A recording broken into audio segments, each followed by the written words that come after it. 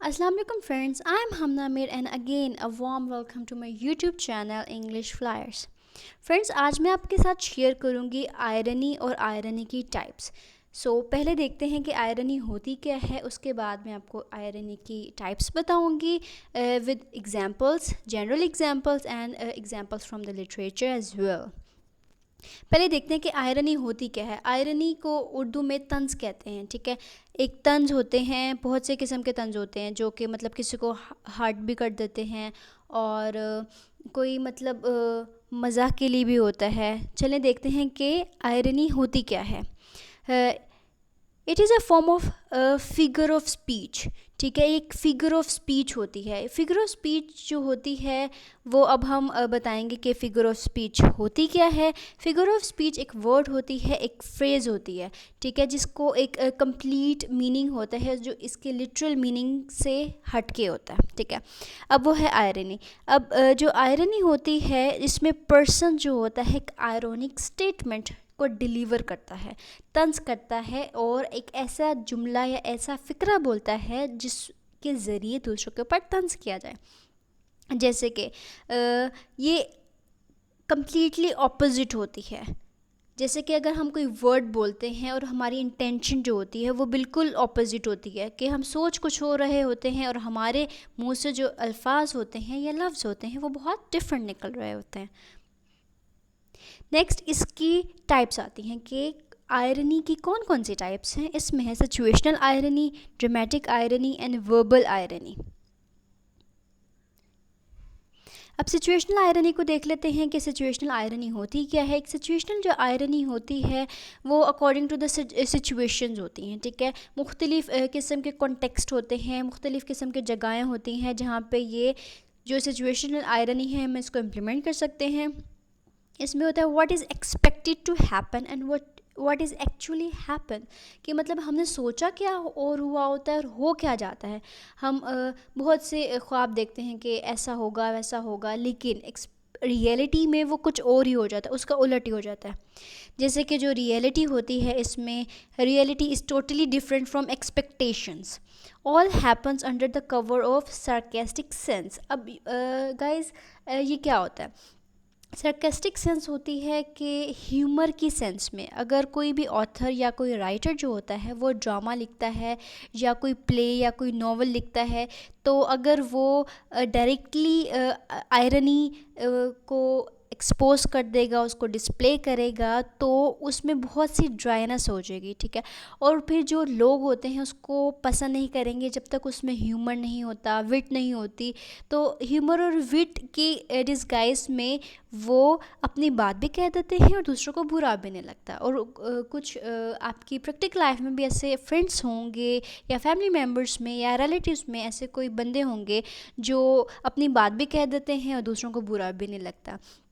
ये कम्युनिकेशन की एक ऐसी स्किल होती है जो कि आप बहुत ज़्यादा इफ़ेक्टिव भी होती है, कि जो आप सोच रहे होते हैं आप वो भी कह देते हो और दूसरों को बुरा भी नहीं लगता। नेक्स्ट इसकी हम एज अ जनरल एग्जांपल देखें तो जो जैसे कि हम बैंक होते हैं, ठीक है। अब बैंक में हम अपने जो होते हैं पैसे सिक्योर करते हैं। अगर हमें पता लगे एक बैंक है उसमें पैसे ही ख़त्म हो गए, ठीक है, जहाँ पे बंदे अपने मतलब स्टोर करते हैं और सेव करते हैं और उनको पता लगे भाई पैसे ख़त्म हो गए, तो ये हमारी जो है ये हमारी इस आयरनी की एग्जाम्पल हो जाएगी, ठीक है। जैसे कि अगर हम कहें कि पुलिस स्टेशन में चोरी हो गया, और पुलिस स्टेशन तो एक ऐसी जगह है ना जहाँ पे लोग आके जो पुलिसमैन होते हैं वो लोगों की सेफ्टी करते हैं। अब सेफ्टी वाली जगह पे ही चोरी हो जाए तो भाई क्या ही बात है। नेक्स्ट वन है कि हमने लिटरेचर की एग्जांपल ली है जो कि एक शॉर्ट स्टोरी है, story of an hour by Kate Chopin. इसने एक स्टोरी लिखी है जिसमें एक हस्बैंड और वाइफ होते हैं। जब वाइफ होती है उसको पता लगता है कि मेरे हस्बैंड की डेथ हो गई है तो वो बहुत खुश होती है, उसको ऐसा लगता है मुझे फ्रीडम मिल गई है, मुझे जॉय हैप्पीनेस मिल गई है। लेकिन जब उसका जो हस्बैंड होता है, एक्चुअली में जो वाइफ होती है उसको किसी जो हस्बैंड के फ्रेंड के ज़रिए टेलीग्राफ आता है कि वहाँ पे है कि आपके हस्बैंड की डेथ हो चुकी है। तो पहले वो सैड होती है, फिर उसके बाद उसको खुशी होती है। तो जब उसका हस्बैंड एक्चुअल में उसके हस्बैंड की डेथ नहीं हुई होती। जब उसका हस्बैंड जो होता है उसके सामने अलाइव खड़ा हुआ होता है तो वो बहुत ज़्यादा शॉक में आती है और उसी शॉक में उसकी डेथ हो जाती है। तो ये हमारी इसकी एग्जांपल होगी। और दूसरी है कि गिफ्ट ऑफ मेजाई, इसमें भी एक हस्बैंड और वाइफ होते हैं, उनको एक दूसरे के लिए क्रिसमस प्रेजेंट देना होता है। अब जो वाइफ होती है उसके बड़े बाल होते हैं और जो हस्बैंड होता है उसके पास एक चेन होती है, वो इनहेरिटेड चेन होती है। अब जो वाइफ होती है वो हस्बैंड को गिफ्ट देने के लिए अपने बाल को कटवा देती है, और जो हस्बैंड होता है अपनी वाइफ को गिफ्ट देने के लिए अपनी चेन को सेल कर देता है। और जो उसका हस्बैंड होता है ना, वो उसके लिए उसके बालों की जो एसेसरीज़ होती है, जो पिन्स होती है, वो लेके आता है, कोम्स लेके आता है टोटॉइस शेल के। और जो वाइफ होती है वो अपने हस्बैंड के लिए चेन लेके आती है। जब एक दूसरे को वो गिफ्ट देते हैं तो ना तो उसके पास अपनी एसेसरीज़ और अपना कोम लगाने के लिए हेयर बचे होते हैं, और ना ही हस्बैंड के पास उसकी वॉच बची हुई होती है। तो ये इसकी बहुत अच्छी एग्जांपल है। नेक्स्ट हम देखते हैं ड्रामेटिक आयरनी। अब ड्रामेटिक आयरनी क्या होती है फ्रेंड्स? जो ड्रामेटिक आयरनी होती है उसमें रीडर को पता होता है कि आपकी प्ले में या आपके स्टेज के ऊपर कैरेक्टर्स में क्या हो रहा होता है, या जो एक ऑडियंस को पता होता है कि स्टेज पे क्या हो रहा है। तो जो रीडर्स होते हैं ऑब्वियसली उनको पता होता है कि हमारे जो नॉवल जो हम पढ़ रहे हैं उसमें क्या होता है। लेकिन जो कैरेक्टर्स होते हैं प्ले के अंदर या स्टेज के ऊपर, उनको नहीं पता होता कि कौन किसके साथ क्या कर रहा है। लेकिन जो ऑडियंस होती है या रीडर होते हैं उनको बहुत अच्छे तरीके से पता होता है कि एक्चुअल सिचुएशन क्या चल रही है। डेली लाइफ सिचुएशन की अगर हम एग्जांपल ले लें तो when something happens but the person with in a situation unaware of a true reality, उसको नहीं पता होता। जैसे कि अगर एक फैमिली मेम्बर है और लेट्स सपोज कि फ्रेंड्स मेरी बर्थडे है, तो मेरे जो फैमिली मेम्बर है वो मेरे लिए बर्थडे की प्रिपरेशंस कर रहे हैं सेलिब्रेशंस के लिए, और मुझे नहीं पता, ठीक है। तो ये मेरी ड्रामेटिक आयरनी की एक बड़ी एग्जांपल हो जाएगी। नेक्स्ट हम एज अ जनरल एग्जांपल लेते हैं कि एक जो पर्सन है वो दूसरे पर्सन के ऊपर लाफ कर रहा है, हंस रहा है, उसका मजाक उड़ा रहा है कि उसका वॉलेट गुम गया, कि मतलब भाई तुमने वॉलेट घुमा दिया है और तुम केयरलेस पर्सन हो, समथिंग लाइक दैट। और जो दूसरा पर्सन है उसको नहीं पता कि उसका खुद का भी वॉलेट जो है वो गुम चुका है। ये तो हमारी ड्रामेटिक आयरनी की एग्जाम्पल हो गई। नेक्स्ट वन हम देखते हैं कि लिटरेचर से हम कौन कौन सी एग्जाम्पल्स ले सकते हैं।